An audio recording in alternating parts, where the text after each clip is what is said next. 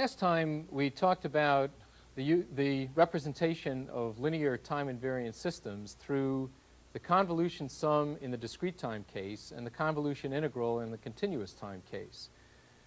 Now, although the derivation was relatively straightforward, in fact, the result is really kind of amazing, because what it tells us is that for linear time invariant systems, if we know the response of the system to a single impulse at t equals 0, or in fact at any other time, then we can determine from that its response to an arbitrary input through the use of convolution.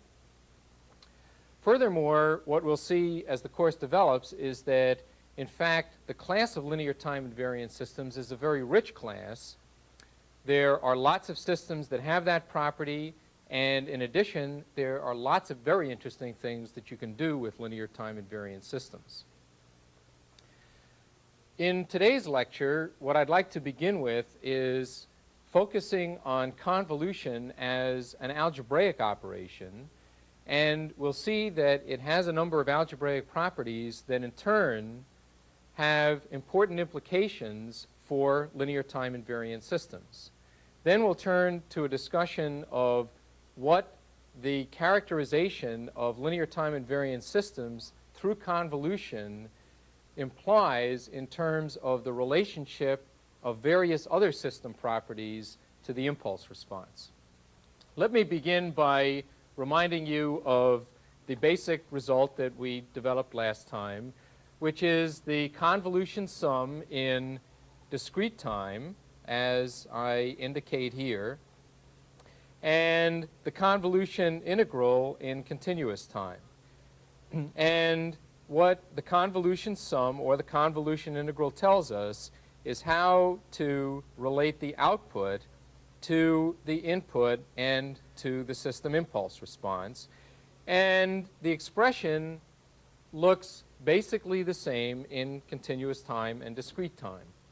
And I remind you also that we talked about a graphical interpretation where essentially to graphically interpret convolution required or was developed in terms of taking the system impulse response, flipping it, sliding it past the input, and positioned appropriately depending on the value of the independent variable for which we're computing the convolution, and then multiplying and summing in the discrete time case or integrating in the continuous time case. Now, convolution as an algebraic operation has a number of important properties. One of the properties of convolution is that it is what is referred to as commutative. Commutative means that we can think either of convolving x with h or h with x, and the order in which that's done doesn't affect the output result. So summarized here is what the commutative operation is in discrete time or in continuous time. And it says, as I just indicated, that x of n convolved with h of n is equal to h of n convolved with x of n, or the same, of course, in continuous time. And in fact, in the lecture last time, we worked an example where we had in discrete time an impulse response which was an exponential and an input which is a unit step. And in the text, what you'll find is the same example worked, except in that case, the input is the exponential and the system impulse response is the step. And that corresponds to the example in the text, which is example 3.1. And what happens in that example is that, in fact, what you'll see is that the same result occurs in example 3.1 as we generated in the lecture. And there's a similar comparison in continuous time. This example was worked in lecture, and this example is worked in the text. In other words, the text works the example where the system impulse response is a unit step and the input is an exponential. All right, now the commutative property, as I said, tells us that the order in which we do convolution doesn't affect the result of the convolution. The same is true for continuous time and discrete time. And in fact, for the other algebraic properties that I'll talk about, the results are exactly the same for continuous time and discrete time. So, in fact, what we can do is drop the independent variable as an argument so that we suppress any kind of difference between continuous and discrete time. And suppressing the independent variable, we then state the commutative property as I've rewritten it here, just x convolved with h equals h convolved with x, the same in continuous time and discrete time. Now, the derivation of the commutative property is more or less some algebra which you can follow through in the book. It involves some changes of variables and some things of that sort. What I'd like to focus on with that and other properties is not the derivation, which you can see in the text, but rather the interpretation. So we have the commutative property, and now there are two other important algebraic properties, one being what is referred to as the associative property, which tells us that if we have x convolved with the result of convolving h1 with h2, that's exactly the same as x convolved with h1, and that result convolved with h2. And what this permits is for us to write, for example, x convolved with h1 convolved with h2 without any ambiguity, because it doesn't matter from the associative property how we group the terms together.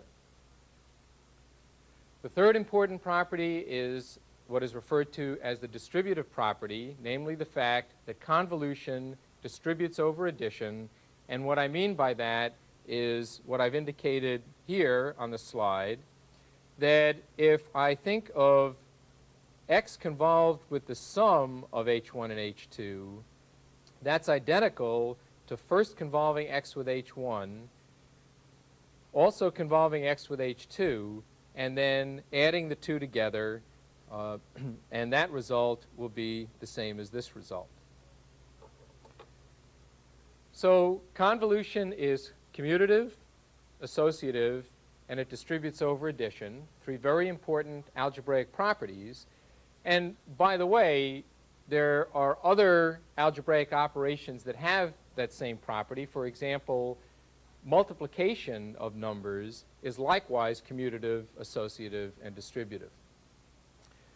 Now, let's look at what these three properties imply specifically for linear time invariant systems.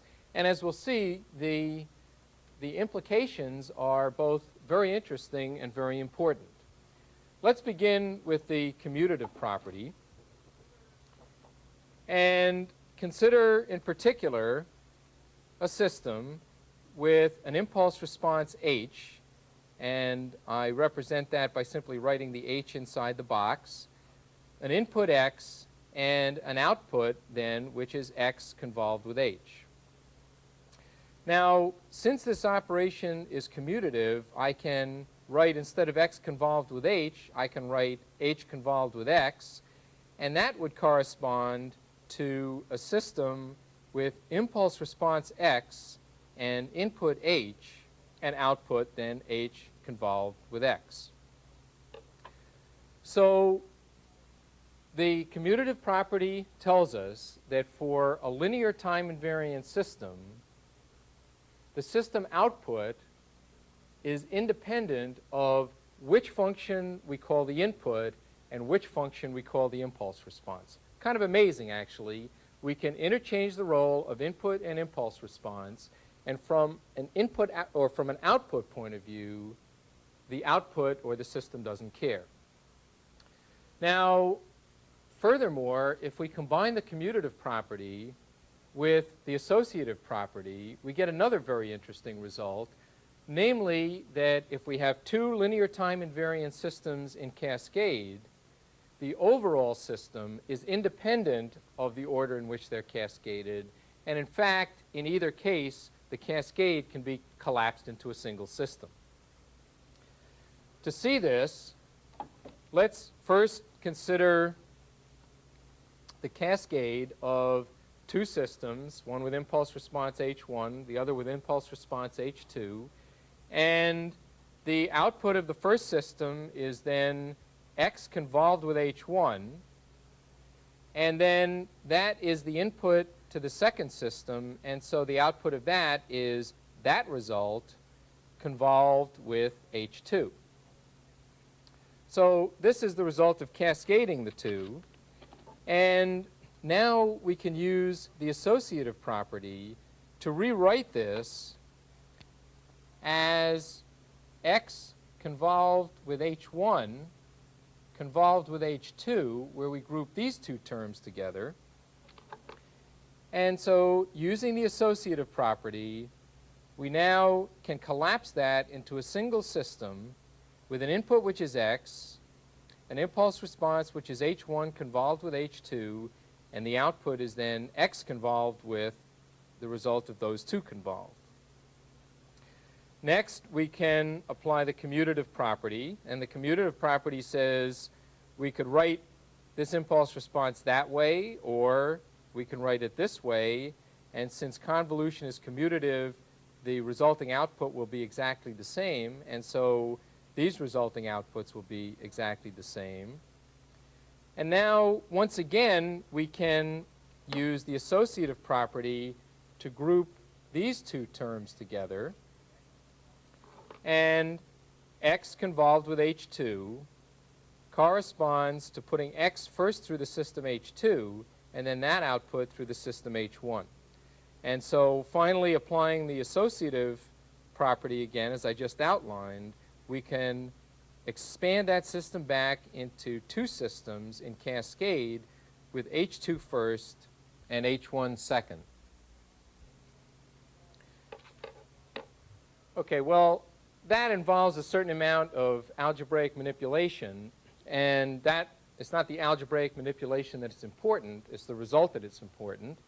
And what the result says, to reiterate, is if I have two linear time invariant systems in cascade, I can cascade them in any order, and the result is the same. Now, you might think, well, gee, maybe that actually applies to systems in general, whether you put them this way or that way. But in fact, as we talked about last time, and I illustrated with an example, in general, if a system is not linear, if the systems are not linear in time invariant, then the order in which they're cascaded is important to the interpretation of the overall system. For example, if one system took the square root and the other system doubled the input, taking the square root and then doubling gives us a different answer than doubling first and then taking the square root. And of course, one can construct much more elaborate examples than that. So it's a property very particular to linear time invariant systems, and also one that we will exploit many, many times as we go through this material. The final property related to an interconnection of systems that I want to just indicate develops out of the distributive property, and what it applies to is an interpretation of the interconnection of systems in parallel.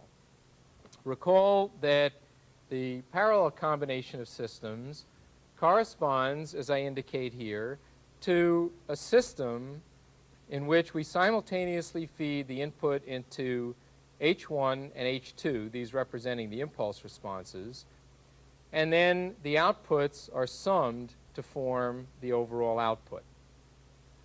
And using the fact that convolution distributes over addition, we can rewrite this as X convolved with H1 plus H2, And when we do that, then we can recognize this as the output of a system with input x and impulse response, which is the sum of these two impulse responses. So for linear time invariant systems in parallel, we can, if we choose, replace that interconnection by a single system whose impulse response is simply the sum of those impulse responses. Okay, now we have this very powerful representation for linear time invariant systems in terms of convolution. And we've seen so far in this lecture how convolution and the representation through the impulse response leads to some important implications for system interconnections. What I'd like to turn to now are other system properties and see how, for linear time invariant systems in particular, other system properties can be associated with particular properties or characteristics of the system impulse response. And what we'll talk about are a variety of properties. We'll talk about the issue of memory, we'll talk about the issue of invertibility, and we'll talk about the issue of causality and also stability. Well, let's begin with the issue of memory. And the question now is, what are the implications for the system impulse response for a linear time invariant system? Remember that we're always imposing that on the system. What are the implications on the impulse response if the system does or does not have memory? Well, we can answer that by looking at the convolution property. And we have here, as a reminder, the convolution integral, which tells us how x of tau and h of t minus tau are combined to give us y of t. And what I've illustrated above is a general kind of example. Here is x of tau. Here is h of t minus tau. And to compute the output at any time t, we would take these two, multiply them together, and integrate from minus infinity to plus infinity. So the question then is, what can we say about h of t, the impulse response, in order to guarantee, let's say, that the output depends only on the input at time t? Well, it's pretty much obvious from looking at the graphs. If we only want the output to depend on x of tau at tau equals t, then h of t minus tau better be non-zero only at tau equals t. And so the implication then is that for the system to be memoryless, what we require is that h of t minus tau be non-zero only at tau equals t. So we want the impulse response to be non-zero at only one point. We want it to contribute something after we multiply and go through an integral. And in effect, what that says is the only thing that it can be and meet all those conditions is a scaled impulse. So if the system is to be memoryless, then that requires that the impulse response be a scaled impulse. Any other impulse response then, in essence, requires that the system have memory, or implies that the system have memory.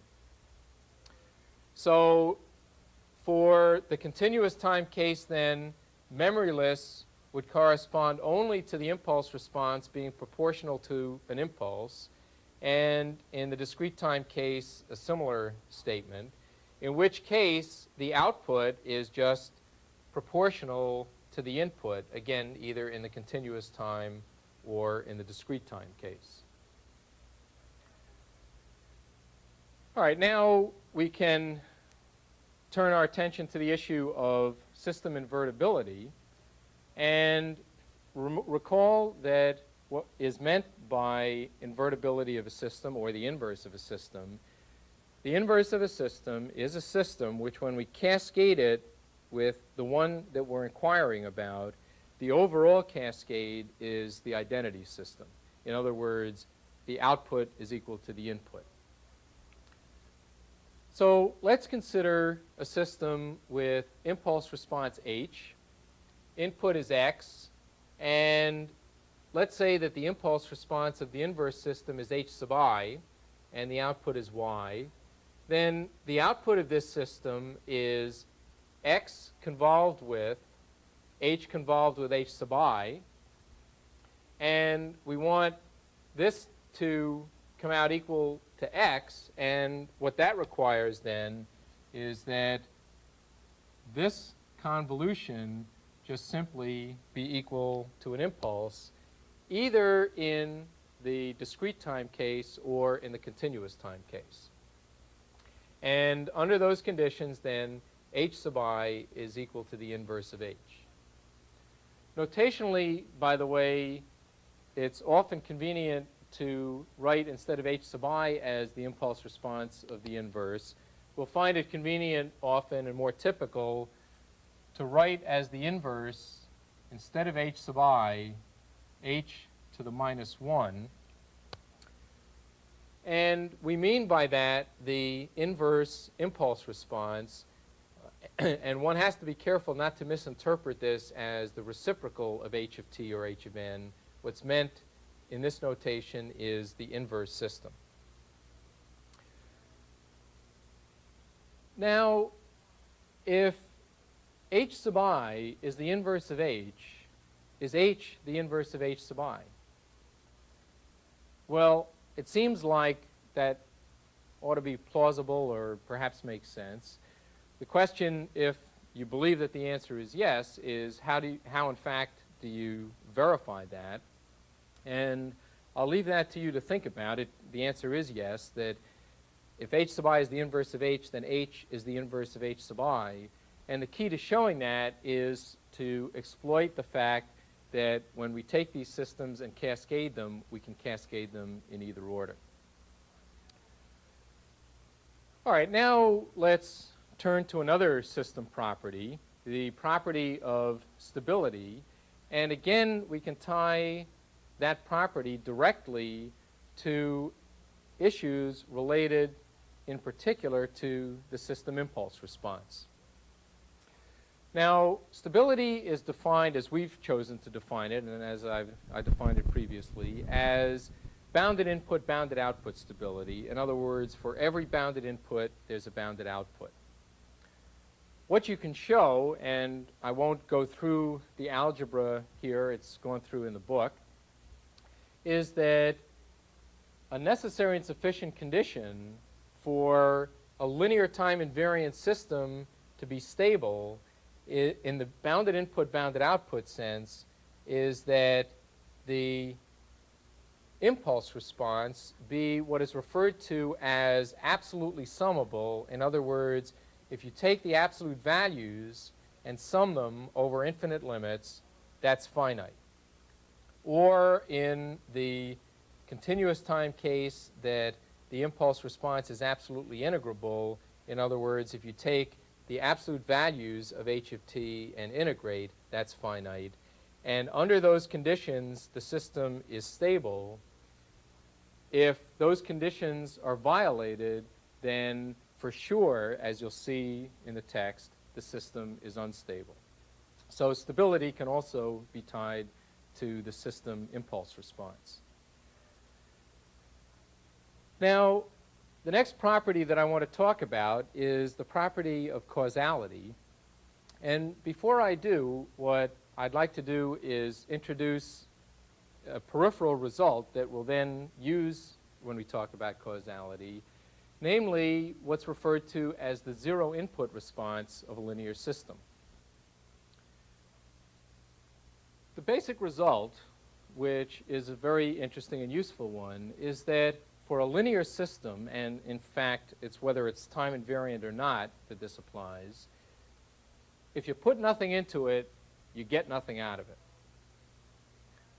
So if we have an input, x of t, which is 0 for all t, and if the output of that system is y of t, if the input is 0 for all time, then the output likewise is 0 for all time. That's true for continuous time, and it's also true for discrete time. And in fact, to show that result is pretty much straightforward. We could do it either by using convolution, which would, of course, be associated with linearity and time invariance. But in fact, we can show that property relatively easily by simply using the fact that for a linear system, what we know is that if we have an input x of t with an output y of t, then if we scale the input, then the output scales accordingly. Well, we can simply choose as the scale factor a equals 0, and if we do that, it says put nothing in, you get nothing out. And what we'll see is that that has some important implications in terms of causality. It's important, though, while we're on it, to stress that not every system obviously has that property, that if you put nothing in, you get nothing out. A simple example is, let's say, a battery, let's say not connected to anything. The output is 6 volts no matter what the input is, and it, of course, then doesn't have this 0 response to a 0 input. It's very particular to linear systems. All right, well, now let's see what this means for causality. To remind you, causality says, in effect, that the system can't anticipate the input. That's what basically causality means.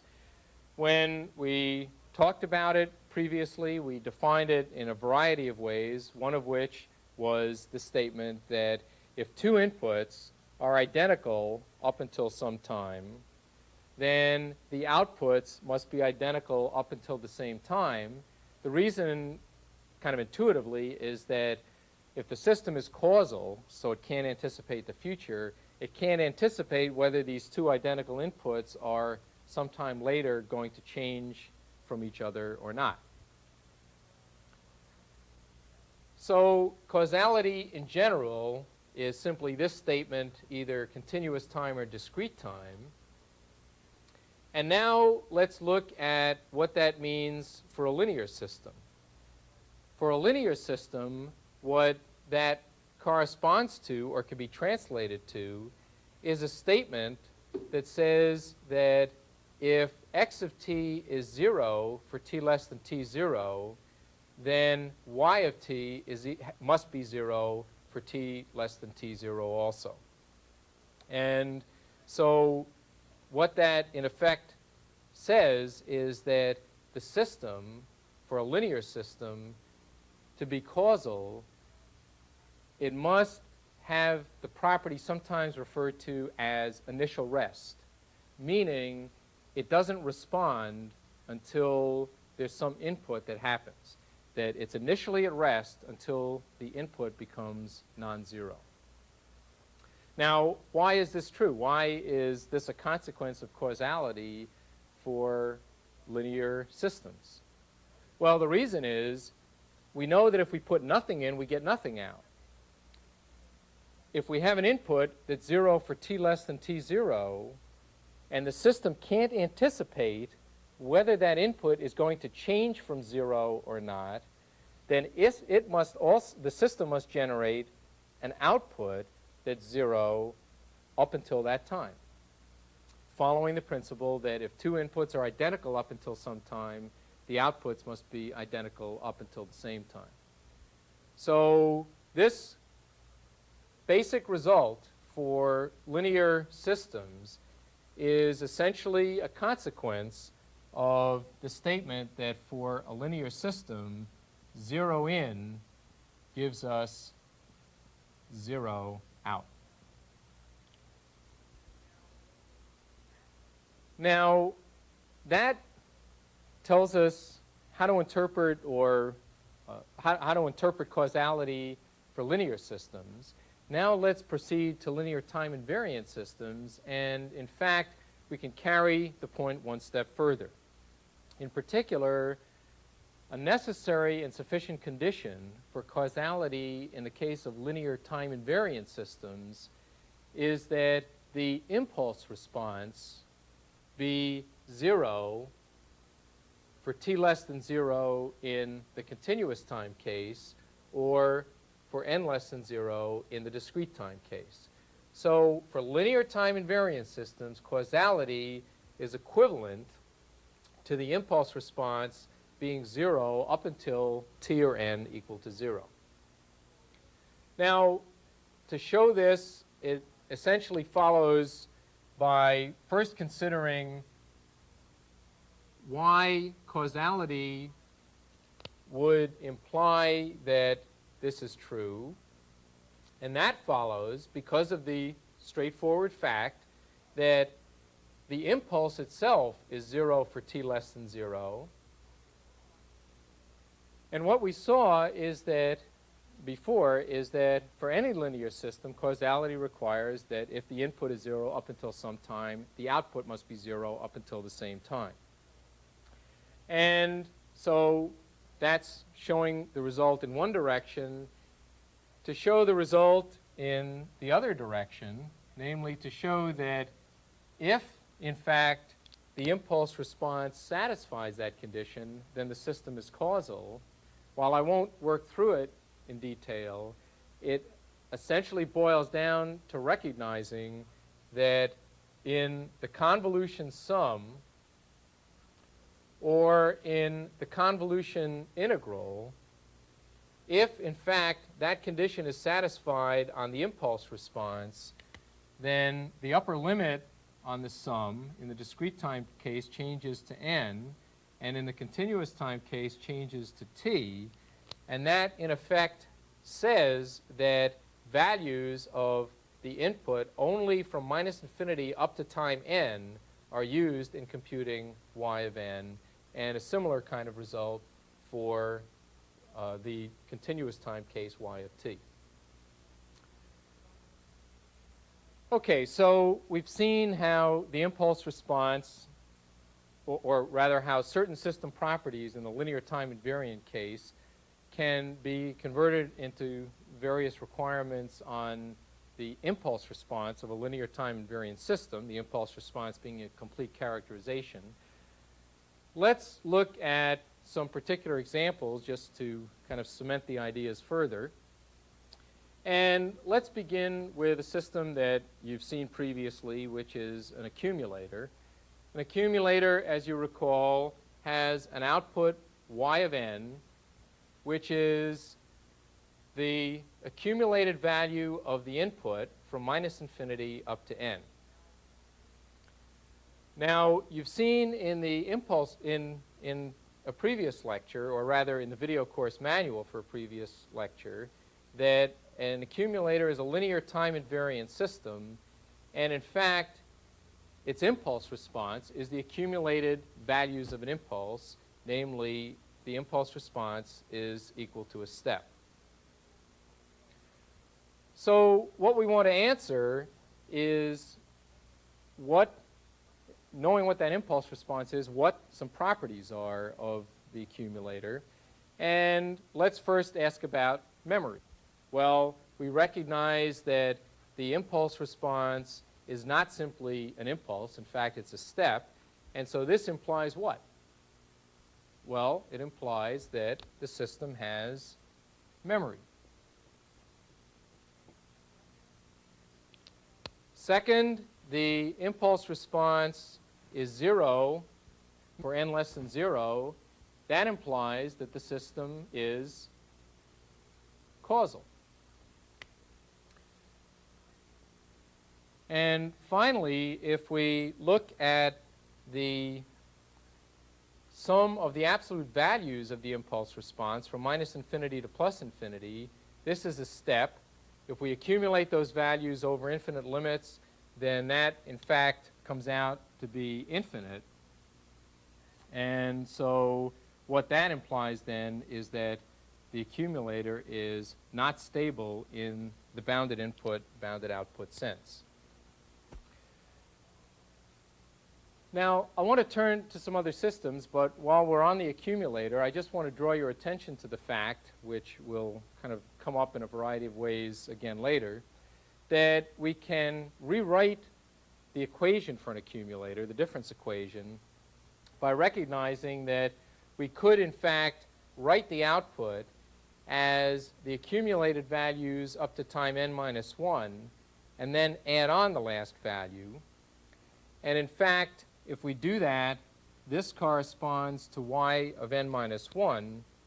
And so we could rewrite this difference equation as y of n is y of n minus 1 plus x of n. So the output is the previously computed output plus the input.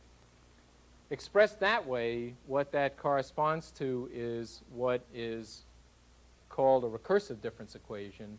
And difference equations will be a topic of considerable emphasis in the next lecture.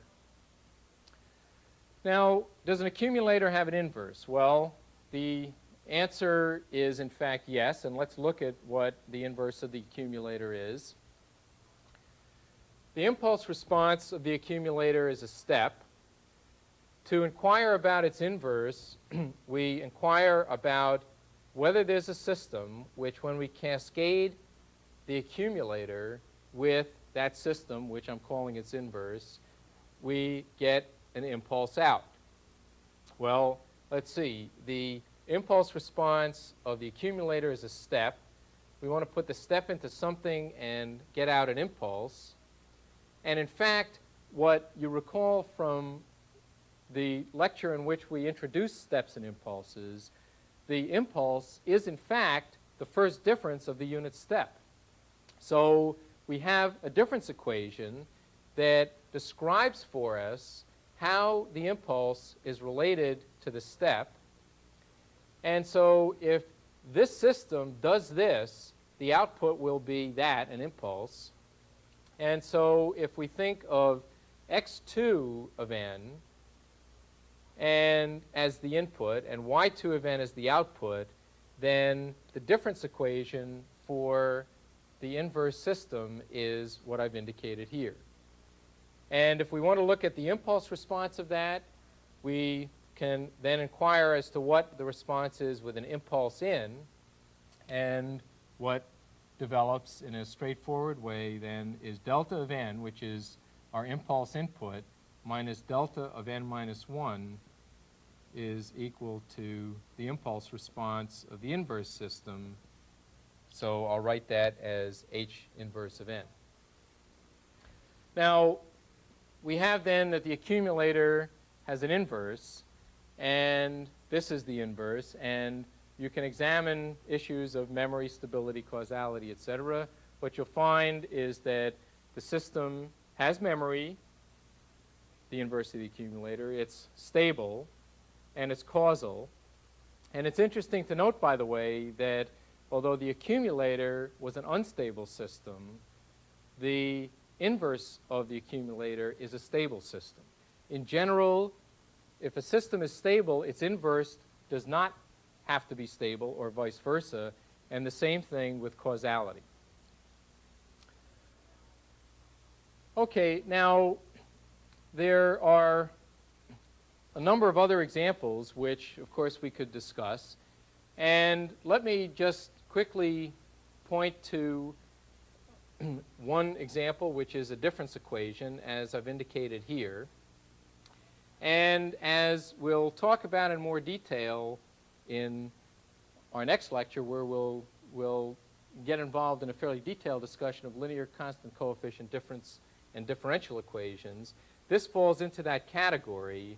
And under the imposition of what's referred to as initial rest, which corresponds to the response being 0 up until the time that the input becomes non-zero, the impulse response is a to the n times u of n. And something that you'll be asked to think about in the video course manual is whether that system has memory, whether it's causal, and whether it's stable. And likewise, for a linear constant coefficient differential equation, the specific one that I've indicated here, under the assumption of initial rest, the impulse response is e to the minus 2t times u of t. And in the video course manual, again, you'll be asked to examine whether the system has memory, whether it's causal, and whether it's stable. Okay, well, as I've indicated, in the next lecture, we'll return to a much more detailed discussion of linear constant coefficient differential and difference equations. Now, what I'd like to finally do in this lecture is use the notion of convolution in a much different way to help us with a problem that I alluded to earlier, in particular the issue of how to deal with some of the mathematical difficulties associated with impulses and steps. Now, let me begin by illustrating kind of what the problem is and an example of the kind of paradox that you sort of run into when dealing with impulse functions and step functions. Let's consider, first of all, a system which is the identity system. And so the output is, of course, equal to the input. And again, we can talk about that either in continuous time or in discrete time. Well, we know that the function that you convolve with a signal to retain the signal is an impulse. And so that means that the impulse response of an identity system is an impulse. Makes logical sense. Furthermore, if I take two identity systems and cascade them, I put in an input, get the same thing out of the first system, that goes into the second system, get the same thing out of the second. In other words, if I have two identity systems in cascade, the cascade likewise is an identity system. In other words, this overall system is also an identity system. And the implication there is that the impulse response of this is an impulse, the impulse response of this is an impulse, and the convolution of those two is also an impulse. So for continuous time, we require then that an impulse convolved with itself is an impulse, and the same thing for discrete time. Now, in discrete time, we don't have any particular problem with that. If you think about convolving these together, it's a straightforward mathematical operation since the impulse in discrete time is very nicely defined. However, in continuous time, we had to be somewhat careful about the definition of the impulse because it was the derivative of a step. A step has a discontinuity. You can't really differentiate at a discontinuity. And the way that we dealt with that was to expand out the discontinuity so that it had some finite time region in which it happened. When we did that, we ended up with a definition for the impulse, which was the limiting form of this function, which is a rectangle of width delta and height 1 over delta and an area equal to 1. Now, if we think of convolving this signal with itself, the impulse being the limiting form of this, then the convolution of this with itself is a triangle of width 2 delta, height 1 over delta, and area 1. In other words, this triangular function is this approximation delta sub delta of t convolved with delta sub delta of t. And since this would then, the limit of this would correspond to the impulse response of the identity system convolved with itself, the implication is that not only should the top function, this one, correspond in its limiting form to an impulse, but also this should correspond in its limiting form to an impulse. So one could wonder, well, what is an impulse? Is it this one in the limit, or is it this one in the limit? Now, beyond that, so kind of what this suggests is that in the limiting form, you kind of run into a contradiction unless you don't try to distinguish between this rectangle and the triangle. Things get even worse when you think about what happens when you put an impulse into a differentiator, and a differentiator is a very commonly occurring system. In particular, suppose we had a system for which the output was the derivative of the input. So if we put in x of t, we got out dx of t dt. If I put in an impulse, or if I talked about the impulse response, what is that? And of course, the problem is that if you think that the impulse itself is very badly behaved, then what about its derivative, which is not only infinitely big, but there's a positive going one and a negative going one, and the difference between them has some area, and you end up in a lot of difficulty. Well, the way around this, formally, is through a set of mathematics referred to as generalized functions.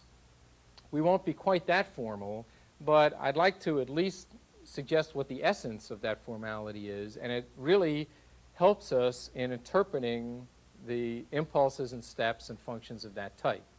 And what it is an operational definition of steps, impulses, and their derivatives in the following sense. Usually when we talk about a function, we talk about what the value of the function is at any instant of time. And of course, the trouble with an impulse is it's infinitely big and zero width and has some area, etc. What we can turn to is what is referred to as an operational definition, where the operational definition is related not to what the impulse is, but to what the impulse does under the operation of convolution. So what is an impulse? An impulse is something which, under convolution, retains the function. And that then can serve as a definition of the impulse. Well, let's see where that gets us. Suppose that we now want to talk about the derivative of the impulse. Well, what we ask about is what it is operationally.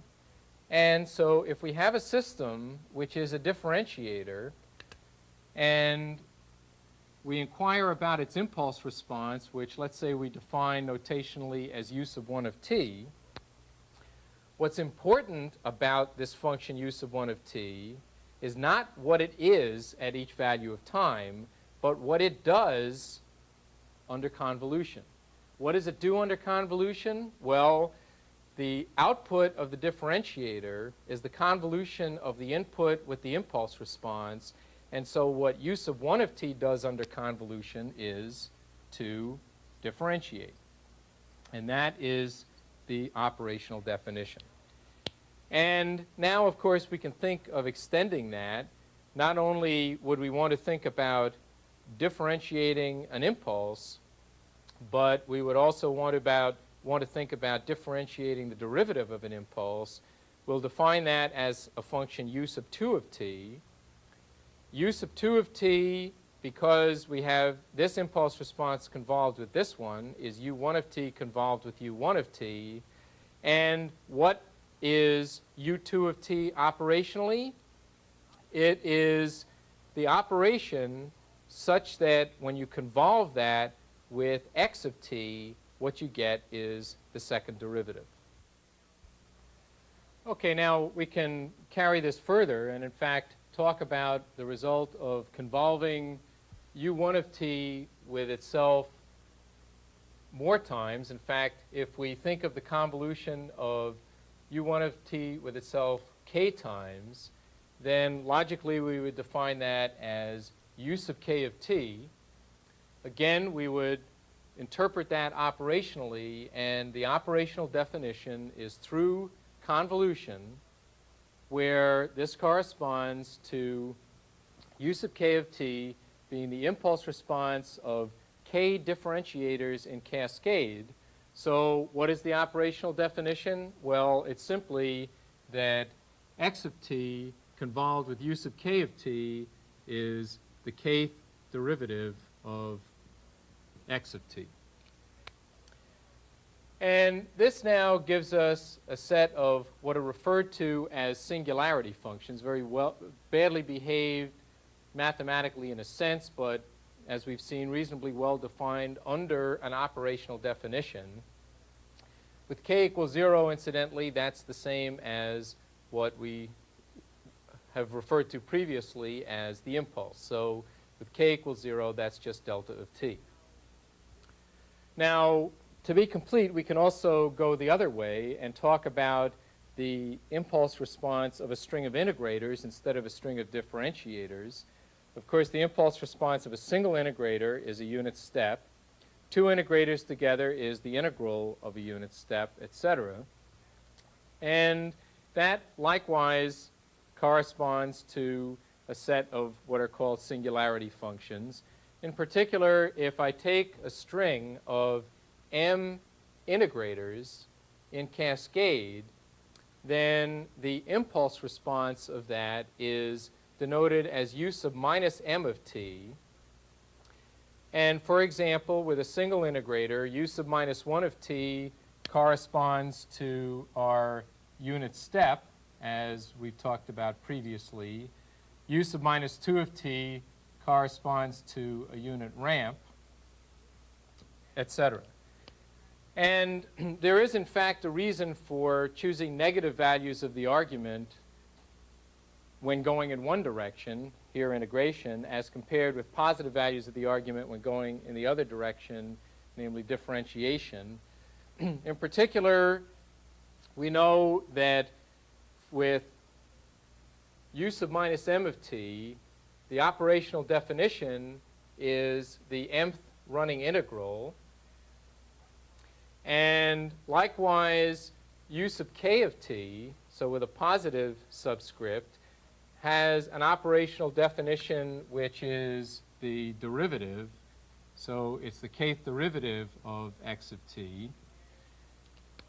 And partly as a consequence of that, if we take u sub k of t and convolve it with u sub l of t, the result is the singularity function with the subscript, which is the sum of k and l, and that holds whether this is positive values of the subscript or negative values of the subscript.